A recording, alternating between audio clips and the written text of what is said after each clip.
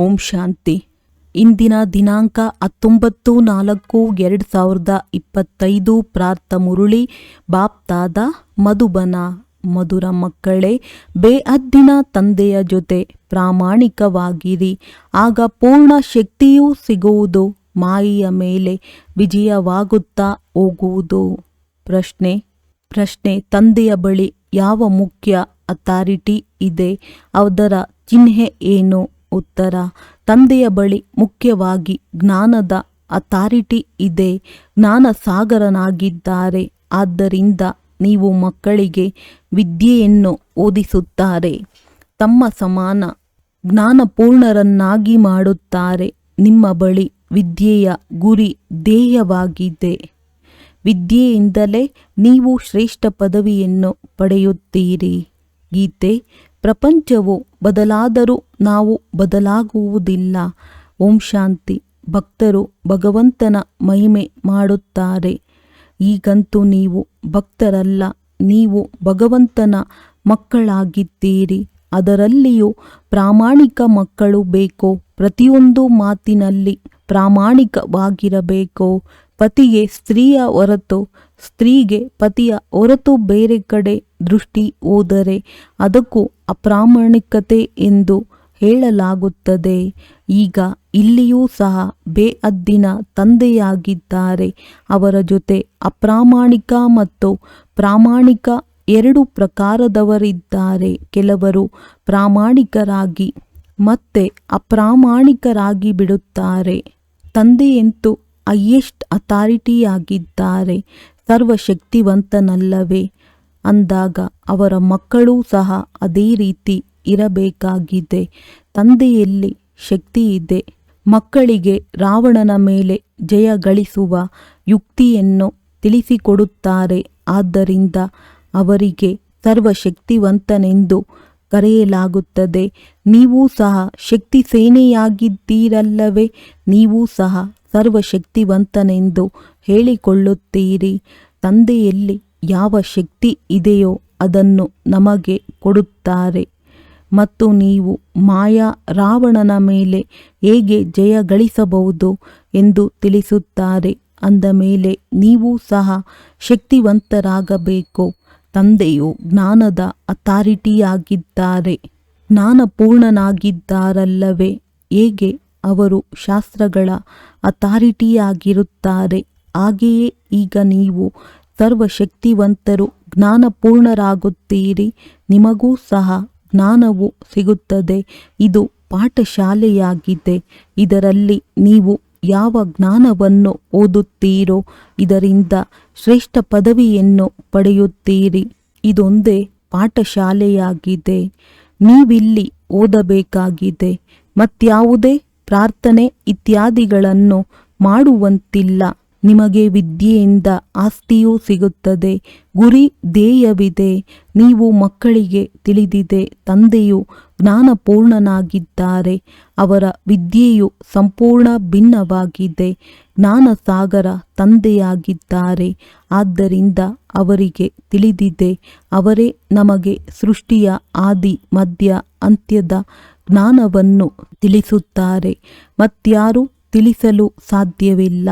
ತಂದೆಯು ಸನ್ಮುಖದಲ್ಲಿ ಬಂದು ಜ್ಞಾನವನ್ನು ಕೊಟ್ಟು ಮತ್ತೆ ಹೊರಟು ಹೋಗುತ್ತಾರೆ. ಈ ವಿದ್ಯೆಯ ಪ್ರಾರಬ್ಧವಾಗಿ ಏನು ಸಿಗುತ್ತದೆ ಎಂಬುದನ್ನು ಸಹ ನೀವು ತಿಳಿದುಕೊಂಡಿದ್ದೀರಿ. ಉಳಿದ ಯಾವುದೆಲ್ಲ ಸತ್ಸಂಗಗಳಿವೆಯೋ ಅಥವಾ ಗುರು ಗೋಸಾಯಿಗಳಿದ್ದಾರೆಯೋ ಅವರೆಲ್ಲರೂ ಭಕ್ತಿ ಮಾರ್ಗದವರಾಗಿದ್ದಾರೆ. ಈಗ ನಿಮಗೆ ಜ್ಞಾನವು ಸಿಗುತ್ತದೆ. ಇದನ್ನು ತಿಳಿದುಕೊಂಡಿದ್ದೀರಿ. ಯಾರು ಇಲ್ಲಿನವರಾಗಿದ್ದಾರೆಯೋ ಅವರೇ ಇಲ್ಲಿಗೆ ಬರುತ್ತಾರೆ. ನೀವು ಮಕ್ಕಳು ಸರ್ವೀಸಿನ ಭಿನ್ನ ಭಿನ್ನ ಯುಕ್ತಿಗಳನ್ನು ರಚಿಸಬೇಕಾಗುತ್ತದೆ. ತಮ್ಮ ಅನುಭವವನ್ನು ತಿಳಿಸಿ ಅನೇಕರ ಭಾಗ್ಯವನ್ನು ರೂಪಿಸಬೇಕು. ನೀವು ಸೇವಾದಾರಿಗಳ ಸ್ಥಿತಿಯು ಬಹಳ ನಿರ್ಭಯ, ಅಡೋಲ ಮತ್ತು ಯೋಗಯುಕ್ತವಾಗಿರಬೇಕು. ಯೋಗದಲ್ಲಿದ್ದು ಸೇವೆ ಮಾಡಿದಾಗ ಸಫಲತೆ ಸಿಗಬಹುದು. ಮಕ್ಕಳೇ, ನಿಮ್ಮನ್ನು ನೀವು ಪೂರ್ಣ ಸಂಭಾಲನೆ ಮಾಡಿಕೊಳ್ಳಬೇಕಾಗಿದೆ. ಯಾವಾಗಲಾದರೂ ಆವೇಶವೂ ಬರಬಾರದು. ಪಕ್ಕಾ ಯೋಗಯುಕ್ತರಾಗಬೇಕು. ತಂದೆಯು ತಿಳಿಸಿದ್ದಾರೆ, ವಾಸ್ತವದಲ್ಲಿ ನೀವೆಲ್ಲರೂ ವಾನಪ್ರಸ್ಥಿಗಳಾಗಿದ್ದೀರಿ. ವಾಣಿಯಿಂದ ದೂರವಿರುವ ಸ್ಥಿತಿಯವರು. ವಾನಪ್ರಸ್ಥಿ ಅರ್ಥಾತ್ ವಾಣಿಯಿಂದ ದೂರವಿರುವ ತಂದೆ ಮತ್ತು ಮನೆಯನ್ನು ನೆನಪು ಮಾಡುವವರು. ಇದರ ವಿನಃ ಮತ್ಯಾವುದೇ ಇಚ್ಛೆ ಇಲ್ಲ. ನಮಗೆ ಒಳ್ಳೆಯ ವಸ್ತ್ರಗಳು ಬೇಕು, ಅದು ಬೇಕು, ಇದು ಬೇಕು. ಇವೆಲ್ಲವೂ ಚೀಚಿ ಇಚ್ಛೆಗಳಾಗಿವೆ. ದೇಹಾಭಿಮಾನಿಗಳು ಸೇವೆ ಮಾಡಲು ಸಾಧ್ಯವಿಲ್ಲ. ಆದ್ದರಿಂದ ದೇಹಿ ಅಭಿಮಾನಿಗಳಾಗಬೇಕಾಗುತ್ತದೆ. ಭಗವಂತನ ಮಕ್ಕಳಿಗಂತೂ ಶಕ್ತಿಯೂ ಬೇಕಲ್ಲವೇ? ಅದು ಯೋಗದ ಶಕ್ತಿಯಾಗಿದೆ. ತಂದೆಯಂತೂ ಎಲ್ಲ ಮಕ್ಕಳನ್ನು ಅರಿತುಕೊಳ್ಳಬಲ್ಲರು. ನಿಮ್ಮಲ್ಲಿ ಇಂತಿಂತಹ ನಿರ್ಬಲತೆಗಳನ್ನು ತೆಗೆಯಿರಿ ಎಂದು ತಂದೆಯು ತಕ್ಷಣ ತಿಳಿಸಿಬಿಡುತ್ತಾರೆ. ತಂದೆಯು ತಿಳಿಸಿದ್ದಾರೆ, ಶಿವನ ಮಂದಿರದಲ್ಲಿ ಹೋಗಿ, ಅಲ್ಲಿ ನಿಮಗೆ ಅನೇಕರು ಸಿಗುತ್ತಾರೆ. ಬಹಳಷ್ಟು ಮಂದಿ ಹೋಗಿ ಕಾಶಿಯಲ್ಲಿ ವಾಸ ಮಾಡುತ್ತಾರೆ. ಕಾಶಿನಾಥನು ನಮಗೆ ಕಲ್ಯಾಣ ಮಾಡುತ್ತಾರೆಂದು ಅಲ್ಲಿ ತಿಳಿಯುತ್ತಾರೆ. ನಿಮಗೆ ಬಹಳ ಮಂದಿ ಗ್ರಾಹಕರು ಸಿಗುತ್ತಾರೆ. ಆದರೆ ಇದರಲ್ಲಿ ಬಹಳ ತೀಕ್ಷ್ಣ ಬುದ್ಧಿಯೂ ಬೇಕು. ಗಂಗಾ ಸ್ನಾನ ಮಾಡುವವರಿಗೂ ಸಹ ಹೋಗಿ ತಿಳಿಸಿಕೊಡಿ. ಮಂದಿರದಲ್ಲಿಯೂ ಹೋಗಿ ತಿಳಿಸಿ. ಹನುಮಂತನ ತರಹ ಗುಪ್ತ ವೇಷದಲ್ಲಿ ನೀವು ಹೋಗಬಹುದಾಗಿದೆ. ವಾಸ್ತವದಲ್ಲಿ ನೀವೇ ಹನುಮಂತರಲ್ಲವೇ? ಆದರೆ ಪಾದರಕ್ಷೆಗಳ ಬಳಿ ಕುಳಿತುಕೊಳ್ಳುವ ಮಾತಿಲ್ಲ. ಅಂದರೆ ಇದರಲ್ಲಿ ಬಹಳ ಬುದ್ಧಿವಂತಿಕೆ ಇರಬೇಕು. ಈಗಿನ್ನು ಯಾರೂ ಕರ್ಮಾತೀತರಾಗಿಲ್ಲ. ಒಂದಲ್ಲ ಒಂದು ಬಲಹೀನತೆಗಳು ಅವಶ್ಯವಾಗಿ ಇರುತ್ತದೆ. ನೀವು ಮಕ್ಕಳಿಗೆ ನಶೆ ಇರಬೇಕು. ಇದೊಂದೇ ಅಂಗಡಿಯಾಗಿದೆ. ಇಲ್ಲಿ ಎಲ್ಲರೂ ಬರಲೇಬೇಕಾಗಿದೆ. ಕೊನೆಗೊಂದು ದಿನ ಈ ಸನ್ಯಾಸಿ ಮೊದಲಾದವರೆಲ್ಲರೂ ಬರುತ್ತಾರೆ. ಒಂದೇ ಅಂಗಡಿಯಾಗಿದೆ ಅಂದ ಮೇಲೆ ಅವರು ಮತ್ತೆ ಎಲ್ಲಿಗೆ ಹೋಗುತ್ತಾರೆ? ಯಾರು ಬಹಳ ಅಲೆದಿರುವರೋ ಅವರಿಗೆ ಸಿಗುತ್ತದೆ. ಮತ್ತು ಇದೊಂದೇ ಅಂಗಡಿಯಾಗಿದೆ ಎಂಬುದನ್ನು ಅರಿತುಕೊಳ್ಳುತ್ತಾರೆ. ಎಲ್ಲರ ಸದ್ಗತಿದಾತನು ತಂದೆಯೊಬ್ಬರೇ ಅಲ್ಲವೇ? ಅಂದಾಗ ಇಂತಹ ನಶೆಯೇರಿದಾಗ ಆ ಮಾತೆ ಬೇರೆಯಾಗಿರುತ್ತದೆ. ತಂದೆಗೆ ಇದೇ ಚಿಂತೆ ಇದೆಯಲ್ಲವೇ? ನಾನು ಪತಿತರನ್ನು ಪಾವನ ಮಾಡಿ ಶಾಂತಿಧಾಮ ಸುಖಧಾಮದ ಆಸ್ತಿಯನ್ನು ಕೊಡಲು ಬಂದಿದ್ದೇನೆ. ನಿಮ್ಮದೂ ಸಹ ಇದೇ ಕರ್ತವ್ಯವಾಗಿದೆ. ಎಲ್ಲರ ಕಲ್ಯಾಣ ಮಾಡಬೇಕಾಗಿದೆ. ಇದು ಹಳೆಯ ಪ್ರಪಂಚವಾಗಿದೆ. ಅಂದ ಮೇಲೆ ಇದರ ಆಯಸ್ಸು ಎಷ್ಟೋ? ಸ್ವಲ್ಪ ಸಮಯದಲ್ಲಿಯೇ ಅರಿತುಕೊಳ್ಳುತ್ತಾರೆ. ಈ ಹಳೆಯ ಪ್ರಪಂಚವು ಸಮಾಪ್ತಿಯಾಗಲಿದೆ. ಎಲ್ಲ ಆತ್ಮಗಳಿಗೆ ಇದು ಅರ್ಥವಾಗುತ್ತದೆ. ಹೊಸ ಪ್ರಪಂಚವು ಸ್ಥಾಪನೆಯಾದಾಗ ಹಳೆಯ ಪ್ರಪಂಚದ ವಿನಾಶವಾಗುವುದು. ಮುಂದೆ ಹೋದಂತೆ ಅವಶ್ಯವಾಗಿ ಭಗವಂತನು ಇಲ್ಲಿದ್ದಾರೆ ಎಂಬ ಮಾತನ್ನು ಹೇಳುತ್ತಾರೆ. ರಚಯಿತ ತಂದೆಯನ್ನೇ ಮರೆತು ಬಿಟ್ಟಿದ್ದಾರೆ.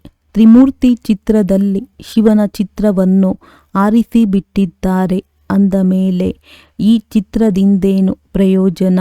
ಶಿವನೇ ರಚಯಿತನಾಗಿದ್ದಾರಲ್ಲವೇ?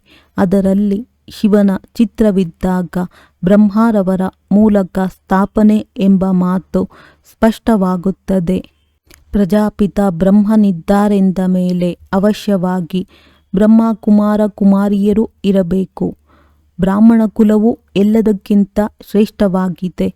ಏಕೆಂದರೆ ಬ್ರಹ್ಮನ ಸಂತಾನರಾಗಿದ್ದಾರೆ. ಬ್ರಾಹ್ಮಣರನ್ನು ಹೇಗೆ ರಚಿಸುತ್ತಾರೆ ಎಂಬುದನ್ನೂ ಸಹ ಯಾರೂ ತಿಳಿದುಕೊಂಡಿಲ್ಲ. ತಂದೆಯು ಬಂದು ನಿಮ್ಮನ್ನು ಶೂದ್ರರಿಂದ ಬ್ರಾಹ್ಮಣರನ್ನಾಗಿ ಮಾಡುತ್ತಾರೆ. ಇವು ಬಹಳ ಕಷ್ಟವಾದ ಮಾತುಗಳಾಗಿವೆ. ತಂದೆಯು ಸನ್ಮುಖದಲ್ಲಿ ಬಂದು ತಿಳಿಸಿದಾಗಲೇ ನಿಮಗೆ ಅರ್ಥವಾಗುವುದು. ಯಾರು ದೇವತೆಗಳಾಗಿದ್ದರು ಅವರು ಈಗ ಶೂದ್ರರಾಗಿದ್ದಾರೆ. ಈಗ ಅವರನ್ನು ಹೇಗೆ ಹುಡುಕುವುದೆಂಬ ಯುಕ್ತಿಗಳನ್ನು ರಚಿಸಬೇಕಾಗಿದೆ.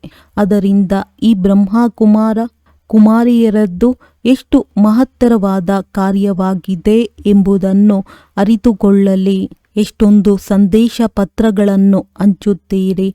ತಂದೆಯು ವಿಮಾನದಿಂದ ಪತ್ರಗಳನ್ನು ಹಾಕುವುದಕ್ಕಂತೂ ತಿಳಿಸಿದರು. ಕೊನೆ ಪಕ್ಷ ಪತ್ರಿಕೆಯಷ್ಟು ಒಂದು ಕಾಗದವಿರಲಿ, ಅದರಲ್ಲಿ ಮುಖ್ಯವಾಗಿ ಏಣಿ ಮೊದಲಾದ ಚಿತ್ರಗಳ ತಿಳುವಳಿಕೆಯನ್ನು ಬರೆಯಬೇಕಾಗಿದೆ. ಮುಖ್ಯವಾದದ್ದು ಹಿಂದಿ ಮತ್ತು ಆಂಗ್ಲ ಭಾಷೆಯಾಗಿದೆ. ಅಂದಾಗ ಸೇವೆಯನ್ನು ಹೇಗೆ ವೃದ್ಧಿಸುವುದು ಎಂದು ಮಕ್ಕಳಿಗೆ ಇಡೀ ದಿನ ಚಿಂತನೆ ಇರಬೇಕು. ಇದು ಸಹ ನಿಮಗೆ ತಿಳಿದಿದೆ. ನಾಟಕದನುಸಾರ ಪುರುಷಾರ್ಥವೂ ನಡೆಯುತ್ತಿರುತ್ತದೆ. ಇವರು ಬಹಳ ಒಳ್ಳೆಯ ಸೇವೆ ಮಾಡುತ್ತಾರೆ. ಇವರ ಪದವಿಯು ಉನ್ನತವಾಗಿರುವುದು ಎಂದು ತಿಳಿಯಲಾಗುತ್ತದೆ. ಪ್ರತಿಯೊಬ್ಬ ಪಾತ್ರಧಾರಿಯ ಪಾತ್ರವೂ ಬೇರೆ ಬೇರೆಯಾಗಿದೆ. ಈ ಸಾಲನ್ನೂ ಸಹ ಅವಶ್ಯವಾಗಿ ಬರೆಯಬೇಕಾಗಿದೆ. ತಂದೆಯೂ ಸಹ ನಾಟಕದಲ್ಲಿ ನಿರಾಕಾರಿ ಪ್ರಪಂಚದಿಂದ ಬಂದು ಸಾಕಾರಿ ಶರೀರದ ಆಧಾರವನ್ನು ತೆಗೆದುಕೊಂಡು ಪಾತ್ರವನ್ನಭಿನಯಿಸುತ್ತಾರೆ. ಯಾರ್ಯಾರು ಎಷ್ಟು ಪಾತ್ರವನ್ನಭಿನಯಿಸುತ್ತಾರೆಂದು ಈಗ ನಿಮ್ಮ ಬುದ್ಧಿಯಲ್ಲಿದೆ. ಆದ್ದರಿಂದ ಈ ಸಾಲು ಸಹ ಮುಖ್ಯವಾಗಿದೆ. ಈ ಸೃಷ್ಟಿ ಚಕ್ರವನ್ನು ತಿಳಿದುಕೊಳ್ಳುವುದರಿಂದ ಮನುಷ್ಯರು ಸ್ವದರ್ಶನ ಚಕ್ರಧಾರಿಗಳಾಗಿ ಚಕ್ರವರ್ತಿ ರಾಜರು ವಿಶ್ವದ ಮಾಲೀಕರಾಗಬಹುದೆಂಬ ಮಾತನ್ನು ಸಿದ್ಧ ಮಾಡಿ ತಿಳಿಸಬೇಕಾಗಿದೆ. ನಿಮ್ಮ ಬಳಿ ಪೂರ್ಣ ಜ್ಞಾನವಿದೆಯಲ್ಲವೇ? ತಂದೆಯ ಬಳಿ ಗೀತಾ ಜ್ಞಾನವಿದೆ. ಯಾವುದರಿಂದ ಮನುಷ್ಯನು ನರನಿಂದ ನಾರಾಯಣನಾಗುತ್ತಾನೆ? ಬುದ್ಧಿಯಲ್ಲಿ ಸಂಪೂರ್ಣ ಜ್ಞಾನವು ಬಂದು ಬಿಟ್ಟಿತೆಂದರೆ ಮತ್ತೆ ಅವರಿಗಾಗಿ ರಾಜ್ಯ ಪದವಿಯೂ ಬೇಕು. ಅಂದಾಗ ಮಕ್ಕಳು ಈಗೀಗೆ ವಿಚಾರ ಮಾಡಿ ತಂದೆಯ ಸೇವೆಯಲ್ಲಿ ತೊಡಗಬೇಕಾಗಿದೆ. ಜೈಪುರದಲ್ಲಿಯೂ ಈ ಆಧ್ಯಾತ್ಮಿಕ ಸಂಗ್ರಹಾಲಯವು ಸದಾ ಇರುವುದು. ಇದರ ಬಗ್ಗೆ ತಿಳಿದುಕೊಳ್ಳುವುದರಿಂದ ಮನುಷ್ಯರು ವಿಶ್ವದ ಮಾಲೀಕರಾಗಬಹುದೆಂದು ಬರೆಯಲಾಗಿದೆ. ಇದನ್ನು ಯಾರು ನೋಡುವರೋ ಅವರು ಹೋಗಿ ಇನ್ನೊಬ್ಬರಿಗೆ ತಿಳಿಸುತ್ತಾರೆ. ಮಕ್ಕಳು ಸದಾ ಸೇವೆಯಲ್ಲಿರಬೇಕಾಗಿದೆ. ಮೊಮ್ಮಾರವರು ಸೇವೆಯಲ್ಲಿದ್ದರು. ಅವರನ್ನು ನಿಮಿತ್ತ ಮಾಡಲಾಗಿತ್ತು. ಸರಸ್ವತಿ ಯಾರು ಎಂಬುದು ಯಾವುದೇ ಶಾಸ್ತ್ರಗಳಲ್ಲಿಲ್ಲ. ಪ್ರಜಾಪಿತ ಬ್ರಹ್ಮನಿಗೆ ಒಬ್ಬರೇ ಮಗಳು ಇರುವರೆ? ಅನೇಕ ಮಕ್ಕಳು ಅನೇಕ ಹೆಸರಿನವರು ಇರಬೇಕಲ್ಲವೇ? ಅವರು ದತ್ತು ಮಗಳಾಗಿದ್ದರು. ಹೇಗೆ ನೀವು ಸಹ ಈಗ ದತ್ತಾಗಿದ್ದೀರಿ. ಒಂದು ವಂಶಾವಳಿಯು ಹೊರಟು ಹೋದರೆ ಮತ್ತೆ ಇನ್ನೊಂದನ್ನು ಸ್ಥಾಪನೆ ಮಾಡಲಾಗುತ್ತದೆ. ಪ್ರಧಾನಮಂತ್ರಿಯೂ ಸಹ ಇನ್ನೊಬ್ಬರನ್ನು ಆ ಸ್ಥಾನಕ್ಕೆ ಆಯ್ಕೆ ಮಾಡಿಬಿಡುತ್ತಾರೆ. ಯೋಗ್ಯರೆಂದು ತಿಳಿದಾಗ ಅವರನ್ನು ಇಷ್ಟಪಡುತ್ತಾರೆ. ಆದರೆ ಮತ್ತೆ ಅವರ ಸಮಯವು ಪೂರ್ಣವಾದ ಮೇಲೆ ಇನ್ನೊಬ್ಬರನ್ನು ಆಯ್ಕೆ ಮಾಡಬೇಕಾಗುತ್ತದೆ. ಯಾರಿಗೆ ಹೇಗೆ ಗೌರವ ಕೊಡುವುದೆಂದು ತಂದೆಯು ಮಕ್ಕಳಿಗೆ ಮೊಟ್ಟ ಮೊದಲನೆಯದಾಗಿ ಇದನ್ನೇ ಕಲಿಸುತ್ತಾರೆ. ಯಾರು ಅವಿದ್ಯಾವಂತರಾಗಿರುವರೋ ಅವರಿಗೆ ಅನ್ಯರ ಪ್ರತಿ ಗೌರವ ಕೊಡುವುದು ಬರುವುದಿಲ್ಲ. ಯಾರೆಷ್ಟು ಹೆಚ್ಚಿನದಾಗಿ ಬುದ್ಧಿವಂತರಿದ್ದಾರೆಯೋ ಅವರಿಗೆ ಗೌರವ ಕೊಡಲೇಬೇಕಾಗಿದೆ. ಹಿರಿಯರಿಗೆ ಗೌರವ ಕೊಡುವುದರಿಂದ ಅವರೂ ಸಹ ಕಲಿಯುತ್ತಾರೆ. ಅವಿದ್ಯಾವಂತರಂತೂ ಅಮಾಯಕರಾಗಿರುತ್ತಾರೆ. ತಂದೆಯೂ ಸಹ ಬಂದು ಅವಿದ್ಯಾವಂತರನ್ನೇ ಮೇಲೆತ್ತುತ್ತಿದ್ದಾರೆ. ಇತ್ತೀಚೆಗೆ ಮಹಿಳೆಯರನ್ನು ಮುಂದಿಡುತ್ತಾರೆ. ನೀವು ಮಕ್ಕಳಿಗೆ ತಿಳಿದಿದೆ, ನವಾತ್ಮಗಳ ನಿಶ್ಚಿತಾರ್ಥವು ಪರಮಾತ್ಮನ ಜೊತೆ ಆಗಿದೆ. ನಾವು ವಿಷ್ಣುಪುರಿಯ ಮಾಲೀಕರಾಗುತ್ತೇವೆಂದು ನೀವು ಬಹಳ ಖುಷಿಯಾಗುತ್ತೀರಿ. ಹೇಗೆ ಕನ್ಯೆಗೆ ಪುರುಷನನ್ನು ನೋಡದೆಯೇ ಅವರ ಜೊತೆ ಬುದ್ಧಿಯೋಗವು ಜೋಡಿಸಲ್ಪಡುತ್ತದೆ ಎಲ್ಲವೇ? ಇಲ್ಲಿಯೂ ಸಹ ಆತ್ಮಕ್ಕೆ ಗೊತ್ತಿದೆ. ಈ ಆತ್ಮ ಮತ್ತು ಪರಮಾತ್ಮನ ನಿಶ್ಚಿತಾರ್ಥವು ವಿಚಿತ್ರವಾಗಿದೆ. ಒಬ್ಬ ತಂದೆಯನ್ನೇ ನೆನಪು ಮಾಡಬೇಕಾಗಿದೆ. ಅಲ್ಲಂತೂ ಗುರುತುಗಳನ್ನು ನೆನಪು ಮಾಡಿ, ಈ ಮಂತ್ರವನ್ನು ನೆನಪು ಮಾಡಿ ಎಂದು ಹೇಳುತ್ತಾರೆ. ಇಲ್ಲಿ ಎಲ್ಲವೂ ತಂದೆಯೇ ಆಗಿದ್ದಾರೆ. ಇವರ ಮೂಲಕ ಬಂದು ನಿಶ್ಚಿತಾರ್ಥ ಮಾಡಿಕೊಳ್ಳುತ್ತಾರೆ. ತಿಳಿಸುತ್ತಾರೆ, ನಾನು ನಿಮ್ಮ ತಂದೆಯೂ ಆಗಿದ್ದೇನೆ. ಅವರನ್ನೇ ನೆನಪು ಮಾಡುತ್ತಾಳೆ. ಅಂದ ಮೇಲೆ ನೀವೇಕೆ ಮರೆತು ಹೋಗುತ್ತೀರಿ? ಕರ್ಮಾತೀತ ಸ್ಥಿತಿಯನ್ನು ಪಡೆಯುವುದರಲ್ಲಿ ಸಮಯ ಹಿಡಿಸುತ್ತದೆ. ಕರ್ಮಾತೀತ ಸ್ಥಿತಿಯನ್ನು ಪಡೆದು ಯಾರೂ ಹಿಂತಿರುಗಿ ಹೋಗಲು ಸಾಧ್ಯವಿಲ್ಲ. ಯಾವಾಗ ಪ್ರಿಯತಮನು ನಡೆಯುವರೋ ಅವರ ಹಿಂದೆ ದಿಬ್ಬಣವು ಮೆರವಣಿಗೆ ಹೊರಡುವುದೋ. ಇದು ಶಿವನ ಮೆರವಣಿಗೆಯಾಗಿದೆ. ಶಂಕರನ ಮಾತಿಲ್ಲ. ಒಬ್ಬರೇ ಪ್ರಿಯತಮನಾಗಿದ್ದಾರೆ, ಉಳಿದವರೆಲ್ಲರೂ ಪ್ರಿಯತಮೆಯರಾಗಿದ್ದಾರೆ ಅಂದಾಗ ಇದು ಶಿವತಂದೆಯ ಮೆರವಣಿಗೆಯಾಗಿದೆ.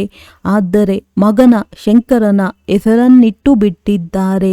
ಉದಾಹರಣೆಯನ್ನು ಕೊಟ್ಟು ತಿಳಿಸಲಾಗುತ್ತದೆ.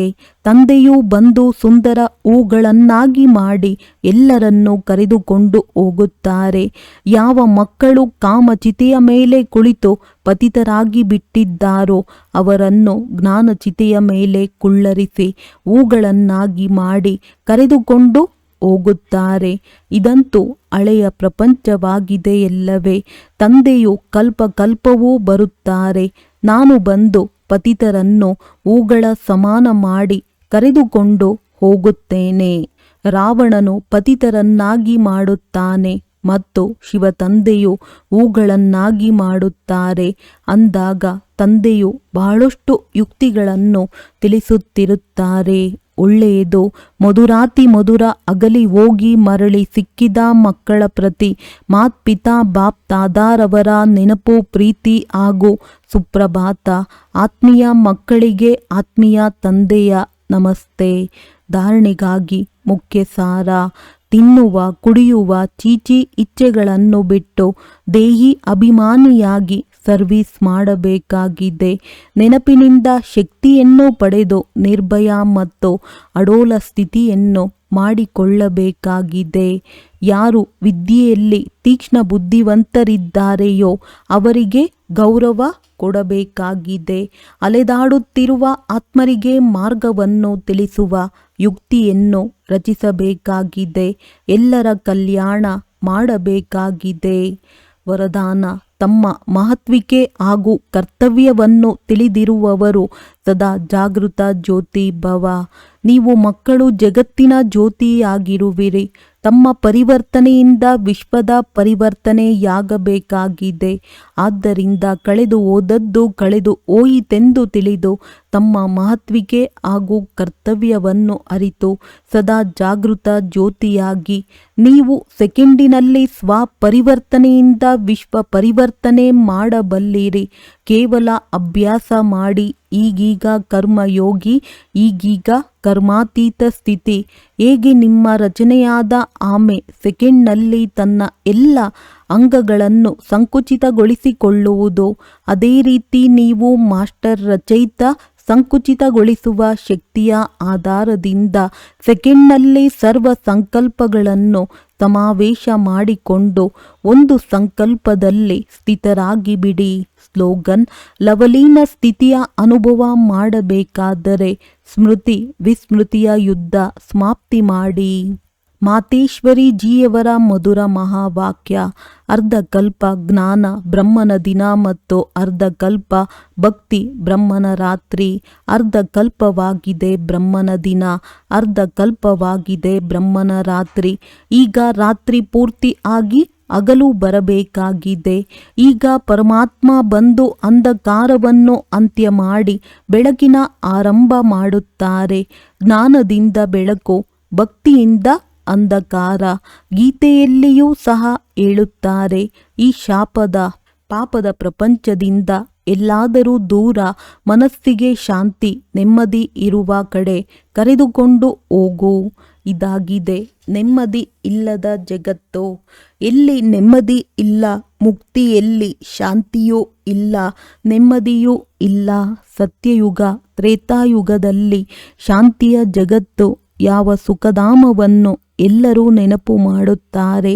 ಆದ್ದರಿಂದ ಈಗ ನೀವು ಶಾಂತಿಯ ಜಗತ್ತಿಗೆ ಹೋಗುತ್ತಿರುವಿರಿ. ಅಲ್ಲಿ ಅಪವಿತ್ರ ಆತ್ಮರು ಯಾರೂ ಹೋಗಲು ಸಾಧ್ಯವಿಲ್ಲ.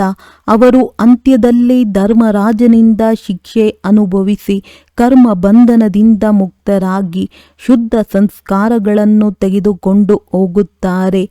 ಏಕೆಂದರೆ ಅಲ್ಲಿ ಅಶುದ್ಧ ಸಂಸ್ಕಾರ ಇರುವುದಿಲ್ಲ, ಪಾಪವಿರುವುದಿಲ್ಲ.